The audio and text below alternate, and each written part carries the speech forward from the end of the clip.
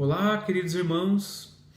É uma alegria muito grande mais uma vez estarmos aqui para compartilharmos a palavra do nosso Senhor e, embora à distância, eu espero que os irmãos se sintam abraçados, acalentados, não somente pelo amor que sentimos uns pelos outros, mas pela palavra do Senhor, que é sempre, de fato, algo que nos atinge no nosso mais íntimo, no nosso interior, que toca nossas almas, que nos dá um significado à nossa existência, à nossa realidade e a tudo aquilo que enfrentamos em nossos dias.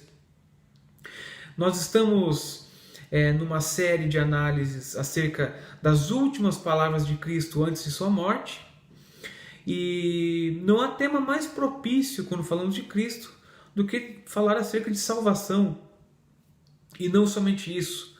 O texto que trazemos hoje é um texto muito rico em diversos aspectos que veremos a sequência. E este texto se localiza no livro de Lucas, capítulo 23, especificamente nos versos 42 e 43.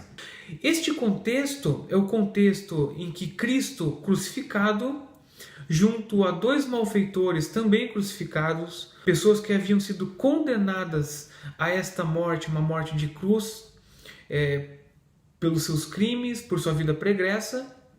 E dentre esses homens, um deles possui o coração endurecido, um pecador de fato imerso em sua natureza, incapaz de enxergar a Cristo. E do outro lado temos um homem que é tocado pelo Espírito Santo de Deus, e nesses momentos finais, antes de sua morte, ele se arrepende, enxerga a Cristo, e ele inicia um diálogo com o Senhor, que é o que leremos agora, que está presente nos versos 42 e 43. Que dizem o seguinte: E acrescentou: Jesus, lembra-te de mim quando vieres no teu reino. Jesus lhe respondeu: Em verdade te digo que hoje estarás comigo no paraíso. Interessante notarmos, irmãos, que o contexto em que Cristo está inserido é um contexto muito peculiar. Porque ele, sem pecados, o próprio Deus encarnado, personificado, está em meio a dois transgressores. Mas isso nos mostra algo muito interessante, algo muito importante, que a soberania de Deus se faz presente na crucificação e na morte de Cristo. O livro de Isaías, no seu capítulo 53, ele já diz que Cristo seria contado com os transgressores. Então, verdadeiramente não há nada de novo aqui, ou algo que passe despercebido da vontade de Deus. É importante analisarmos que este homem que se arrepende e verdadeiramente ele enxerga seus pecados e consegue enxergar a Cristo, ele é uma representação daquilo que nós somos, do que nós crentes somos de fato.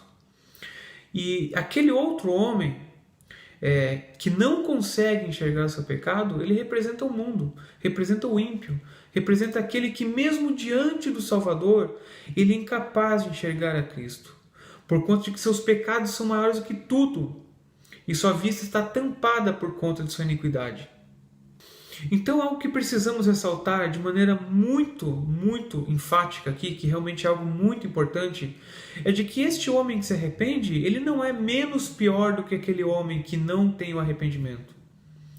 Ambos os homens eram ladrões, eram homens maus, tinham cometido crimes terríveis, e mesmo que não tivessem cometido crimes terríveis, são pecadores, assim como nós. E realmente, como diz Romanos 3:23, pois todos pecaram e carecem da glória de Deus. Assim, não há um homem que seja bom o suficiente para que consiga por si só alcançar esse tipo de arrependimento. O que a passagem que está nos dizendo é que aquele homem específico ele foi alcançado pelo Espírito Santo. E para que isso acontecesse, de fato, ele teve que voltar-se para si, enxergar o tamanho de sua pecaminosidade. E todo homem que se volta para Deus, verdadeiramente, ele deve voltar-se para si, sentir-se humilhado, arruinado em seus próprios pensamentos, com a vida realmente sem nenhum tipo de esperança, imersos em desespero. E após isso o homem enxerga em Deus a única solução. Ele consegue entender o valor de Deus, o valor da salvação por meio de Cristo. O homem pode realmente acreditar que Deus exista, ele pode falar acerca de Deus, mas enquanto ele não entende essa questão de sua pecaminosidade, da sua condição, ele não consegue enxergar a grandiosidade da obra de Cristo. E é o que acontece aqui. Este homem, ao entender a sua natureza, ao conseguir entender que tudo que ele havia cometido o fazia merecer aquela morte, e o tornava um homem sem esperanças, um homem em profundo desespero, ele passa a enxergar o Salvador como sua única e suficiente opção. Então o arrependimento é essa consciência ativa da presença de Deus, essa percepção humana em saber que Deus existe. E isso só acontece por meio do Espírito Santo. Somente por meio do Espírito Santo o homem é capaz de enxergar a Cristo, sua obra salvífica. E toda a glória da conversão, do arrependimento humano, isso nunca é do próprio homem. Isso, obviamente, por ser um mover do Espírito Santo, a glória toda é de Deus. E nesse processo há primeiro uma fé intelectual, que é tomar conhecimento dessas realidades. E posteriormente uma fé de coração, em que o homem de fato descansa em Cristo a partir disso. Então a gente vê que a oração do ladrão, ela não foi do tipo Jesus me honre, ou Jesus me exalte, ou algo do gênero.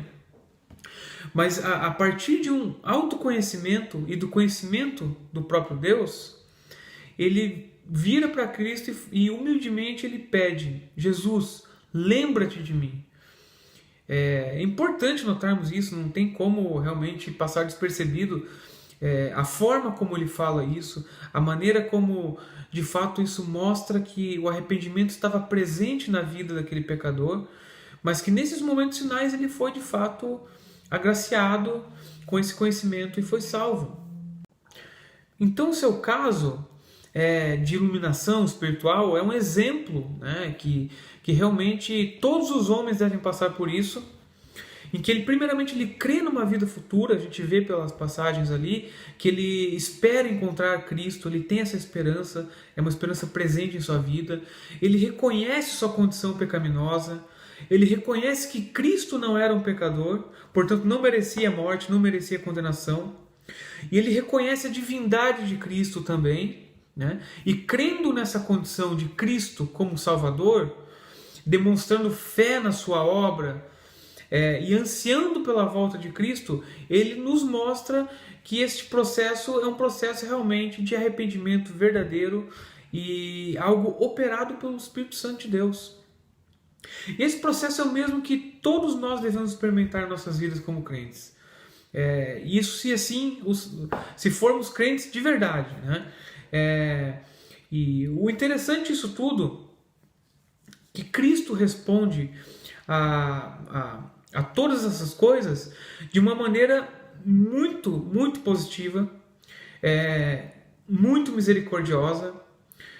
Cristo não questiona o tempo, não questiona o local, não questiona a condição da salvação desse pecador, mas tão somente o recebe de braços abertos, com prontidão. É isso que nós vemos.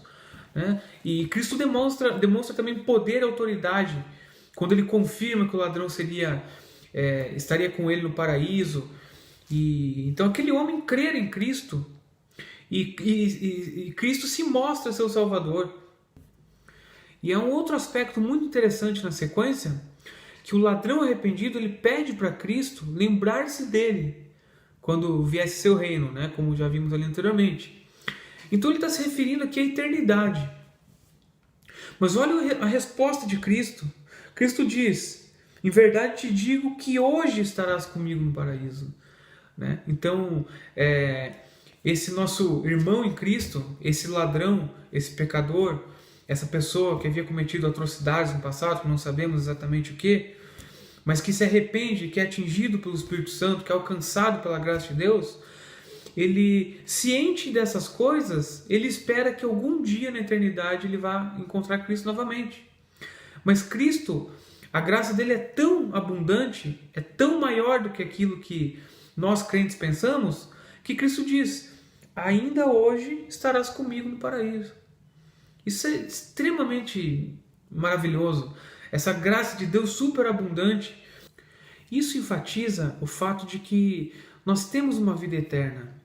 Nós que cremos em Cristo, nós que temos fé na sua obra, nós que conhecemos quem é a pessoa de Cristo, e entendemos a nossa condição de pecadores, nós sabemos que a eternidade está reservada a nós. E o interessante também é notarmos que Cristo, ele demonstra uma sensação de desejo por essa união, por essa comunhão com Ele, né? Então, com cada um dos crentes individualmente, é dessa forma. Ele conhece a todos pelo nome. Então, irmãos, o desejo do nosso coração, face a isso, face a essa realidade maravilhosa, é o de que nós, assim como Cristo demonstra aqui um anseio de estar junto com um pecador redimido na eternidade, essa tem que ser a vontade do nosso coração. A vontade de estarmos com Cristo, de convivermos com Ele, de termos comunhão com Ele, de acompanharmos, deve ser maior do que tudo, do que nossa própria vida, é maior do que nossa existência. O verdadeiro crente, ele não está depositando a sua confiança nesse mundo, as suas expectativas todas aqui, mas ele sabe que a vida eterna reservada junto a Cristo é de fato o esplendor dessa existência. Então, meus irmãos, a nossa reflexão, embora muito breve, o intuito é mostrar toda essa dinâmica da salvação, a forma como Deus ele pode perfeitamente resgatar o mais vil dos pecadores, um criminoso, alguém condenado perante a justiça dos homens. No entanto, se aquela pessoa for um eleito de Deus, certamente o Espírito Santo a alcançará. Em algum momento, não sabemos em qual momento. Aqui temos um caso crítico, que é quase na hora da morte deste ladrão arrependido, né? Mas não precisa ser necessariamente assim, pode ser de diversas outras formas. Mas nós sabemos que aquilo que Deus determina se cumpre. E todo aquele processo de salvação ocorre na vida dos crentes. É maravilhoso, é uma coisa grandiosa. Então, reflitamos aí, meus irmãos, nessas verdades maravilhosas, na graça do Senhor, e tenhamos fé na obra de Cristo. Temos fé que Ele de fato morreu por cada um de nós, mas Ele ressuscitou. Ele está vivo, Cristo está vivo. Deus abençoe a vida dos irmãos. Amém.